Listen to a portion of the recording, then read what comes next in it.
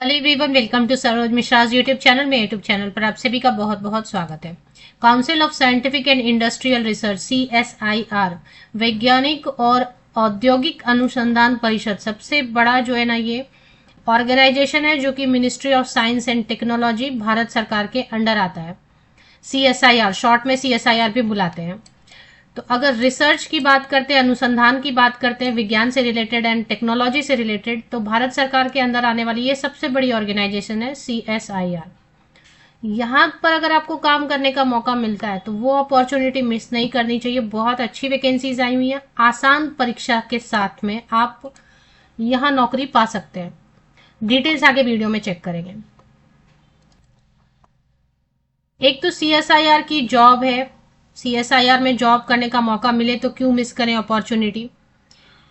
दूसरी चीज क्या है कि बहुत सारे कैंडिडेट्स के लिए फीस पेमेंट नहीं है, जैसे सभी महिलाओं के लिए, चाहे किसी भी कैटेगरी की फीमेल कैंडिडेट हो, साथ ही साथ SC ST PWD and ex serviceman, इनके लिए फीस 0 है। नो फीस के साथ आवेदन कर सकते हैं। तो जिनके लिए फीस है ही नहीं वो तो जरूर फॉर्म फिलअप कर दीजिए, टाइम अभी काफी बचा हुआ है।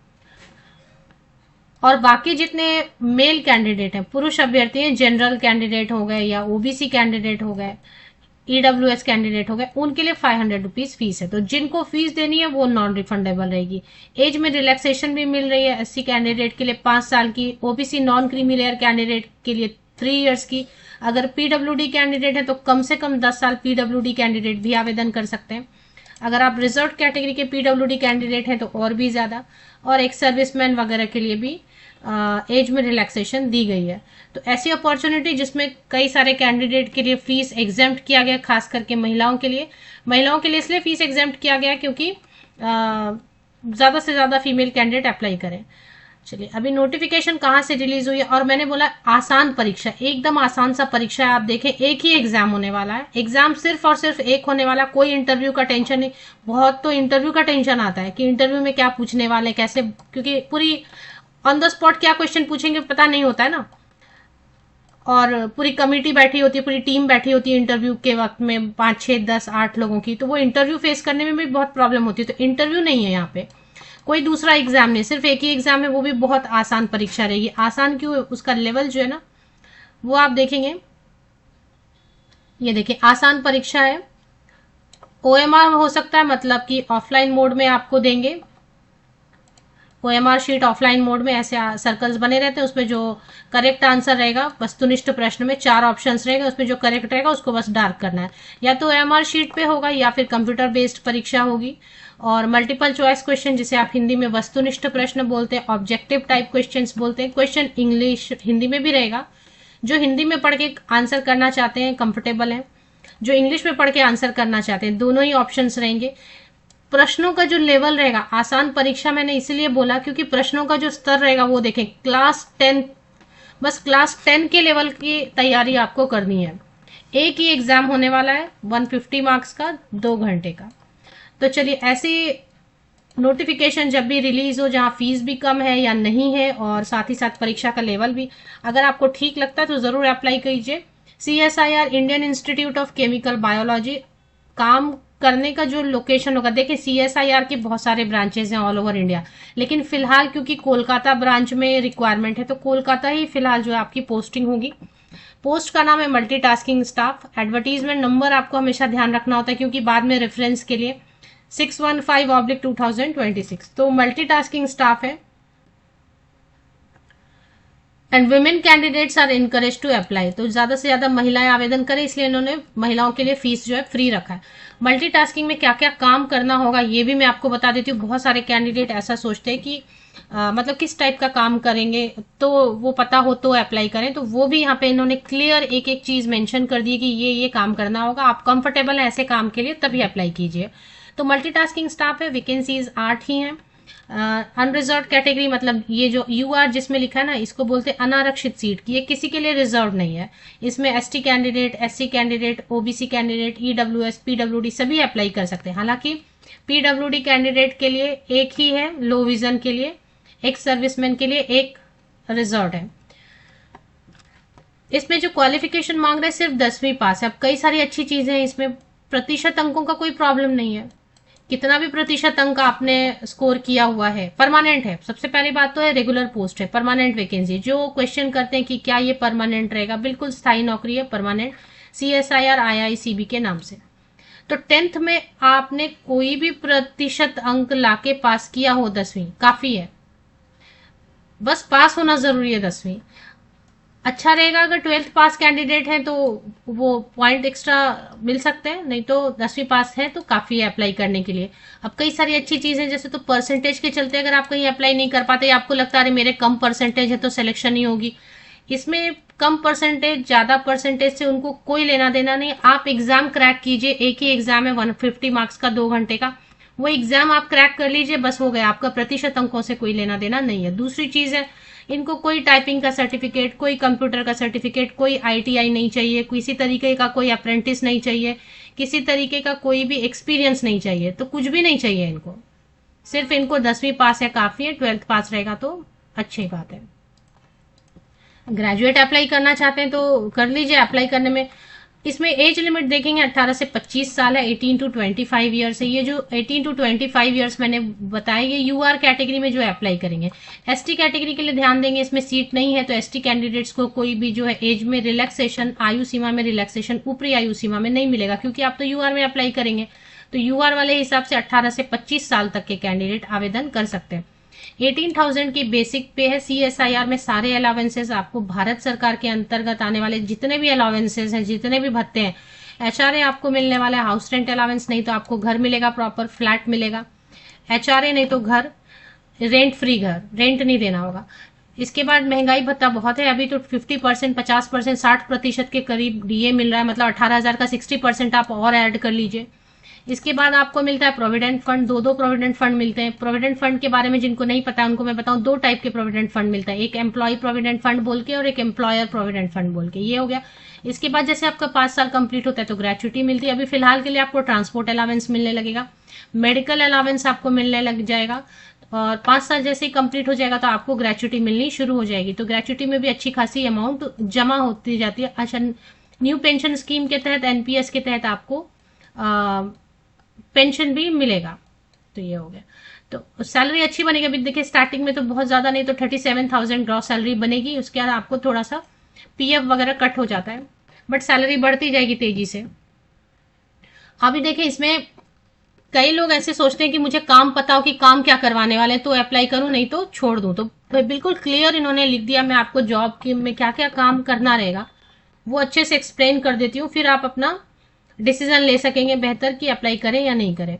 To perform physical maintenance of records of section, देखिए फाइल्स वगैरह होती है ना, फाइल्स होती है, डॉक्यूमेंट्स होते हैं, बहुत सारी चीजें होती है, फाइलिंग करनी होगी उन चीजों की, डॉक्यूमेंट्स की, और प्रॉपर उनको देखरेख करना होगा कौन से सेक्शन में क्या जाएगा। जैसे अगर पैसे से रिलेटेड है तो उसका अलग सेक्शन होगा, अगर इक्विपमेंट मटेरियल से रिलेटेड है तो उसका अलग फाइल बनेगा, तो अलग सेक्शन में जाएगा, तो वो आपको थोड़ा सा ध्यान रखना पड़ेगा। इसके बाद जनरल क्लीनलीनेस, अभी वहां पे जो भी आपको जो भी सेक्शन अलॉट होगा, एक सेक्शन अलॉट होगा, पूरा डिपार्टमेंट तो काम करने के लिए नहीं दौड़ने बोलते हैं, वो एक सेक्शन में आपको कहीं पे एक सेक्शन में रखेंगे, तो उस सेक्शन में थोड़ा सा क्लीनलीनेस है या नहीं, साफ सफाई। अपकीप ऑफ द सेक्शन, मतलब साफ सुथरा रखना होगा। साफ सुथरा रखने में अब अभी आजकल वो झाड़ू वगैरह भी आ सकता है उसमें, मैं क्लियर इसलिए बता दे रही हूँ सो दैट फोटो कॉपी आपको कराने के लिए अगर किसी डॉक्यूमेंट का बोलते हैं कि इतने सारे डॉक्यूमेंट का फोटो कॉपी करवा के लाना है, तो आपको आउट ऑफ सेक्शन शॉप में जाके फोटो कॉपी कराने लाना होगा। किसी तरीके का कोई भी डॉक्यूमेंट आ रहा है डाक के थ्रू, तो वो आपको जो है ना प्रॉपर डेस्क पे, कौन सा डेस्क से रिलेटेड है उस डेस्क तक पहुंचाना होगा।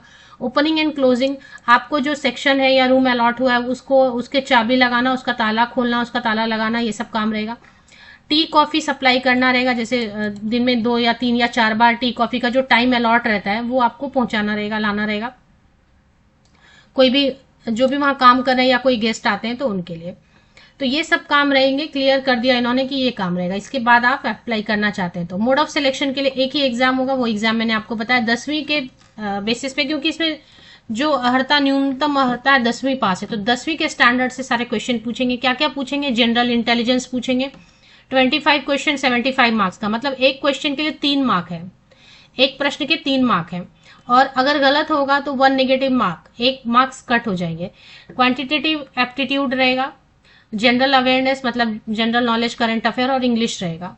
तो इंग्लिश 50 मार्क्स का 50 क्वेश्चन 150 मार्क्स का, 50 क्वेश्चन 150 मार्क का। इंग्लिश जनरल अवेयरनेस दोनों 50-50 क्वेश्चन रहेंगे 150-150 मार्क के। 50-50 क्वेश्चन 150-150 मार्क्स के। एंड क्वांट्स के लिए क्वांटिटेटिव, तो थोड़ा आपको 5 से 10 स्टैंडर्ड तक का जो गणित का किताब होता है ना, आप हिंदी में भी पढ़ सकते हैं, क्योंकि हिंदी में भी क्वेश्चन आएंगे, इंग्लिश में पढ़ना चाहते थे तो 5वीं से 10वीं तक का आप मैथ्स गणित बना लीजिए। इंग्लिश वैसे ही ग्रामर वगैरह। करंट अफेयर इसके लिए तो आप न्यूज सुनिए डेली और न्यूज़पेपर पढ़िए, और थोड़ा बहुत सांख्यिकी वगैरह भी सीखना है। और बाकी जो है थोड़ा रीजनिंग वगैरह की बुक आती है 10वीं लेवल की, वो पढ़ लीजिए। मल्टीटास्किंग स्टाफ है, यहाँ पे क्या लिख रहे हैं, the final merit list will be prepared on the basis of performance of candidate in the competitive written examination. मतलब बस एक ही एग्जाम है, कोई दूसरा एग्जाम नहीं होगा, कोई इंटरव्यू नहीं होगा। इसके ऑनलाइन एप्लीकेशन कब से कब तक है वो देखेंगे। बेनिफिट्स जैसे मैंने पहले ही बता दिए कि डीए मिलेगा, एचआरएम वही रिपीटेशन है यहाँ पे, तो वो मैं रिपीट नहीं कर रही हूँ। पेंशन मिलेगा क्योंकि परमानेंट है। चलिए, अगर आप ऑलरेडी कहीं पे काम कर रहे हैं तो आपको एनओसी लगाना होगा, नो ऑब्जेक्शन सर्टिफिकेट, अप्लाई करते वक्त। एग्जाम का सेंटर इन्होंने नहीं बताया। जॉब लोकेशन कोलकाता ही फिलहाल में रहेगी। सीएसआईआर के बहुत सारे यूनिट्स हैं, बाद में आपको लगता है कि डिपार्टमेंटल जो ट्रांसफर है वो मिल जाए तो आप अप्लाई कर सकते हैं बाद में, लेकिन फिलहाल अगर इनको यहीं पे रिक्वायरमेंट है तो फिलहाल आपको पहली पोस्टिंग जो है वो कोलकाता ब्रांच में मिलने वाली है। तो ये सारी चीजें, और इसमें डाउनलोड करना होगा एडमिट कार्ड वेरिफिकेशन, ये सब चीजें हैं। और डॉक्यूमेंट वेरिफिकेशन तो होगा। सेंटर अभी इन्होंने क्लियर नहीं किया है कि सिर्फ कोलकाता ही रहेगा या मेट्रो सिटीज में डालेंगे, क्योंकि देखें ऐसी वैकेंसीज जो सीएसआईआर से आती हैं उसके लिए ऑल ओवर इंडिया से कैंडिडेट अप्लाई करते हैं, है ना, पूरे भारत देश से कैंडिडेट अप्लाई करते हैं। तो कम से कम 4-5 सेंटर तो ये रखते हैं, जैसे कि बेंगलुरु में रख देंगे, दिल्ली में रख देंगे, मुंबई में रख देंगे, अहमदाबाद में रख देते हैं, कोलकाता में रख देंगे। तो अब ये हो सकता है, या फिर फॉर्म भरते समय आपको पता चलेगा कि अदर कंडीशंस आप चेक कर लीजिए। और ऑनलाइन एप्लीकेशन जो है 5 मार्च से ही शुरू हो चुकी है, 5 मार्च से, क्योंकि मल्टीटास्किंग स्टाफ पोस्ट था तो मुझे लग रहा था कि वीडियो बनाऊं या नहीं बनाऊं, कैंडिडेट इंटरेस्ट लेंगे, इसलिए मैंने काफी टाइम जो है नहीं बनाया। तो 5 मार्च से लेके 4 अप्रैल तक जो है ना, 4 अप्रैल तक आप अप्लाई कर सकते हैं। जिनको फीस देनी उनका फीस रिफंड नहीं होगा, आप एग्जाम दीजिए, सिलेक्शन होता है नहीं होता है, किसी भी केस में जो है ना फीस आपका रिफंड नहीं होगा। तो यहाँ पे एसबीआई कलेक्ट पोर्टल बना दिया इन्होंने, इससे आपको पेमेंट कर देनी है, वेस्ट बंगाल कोलकाता।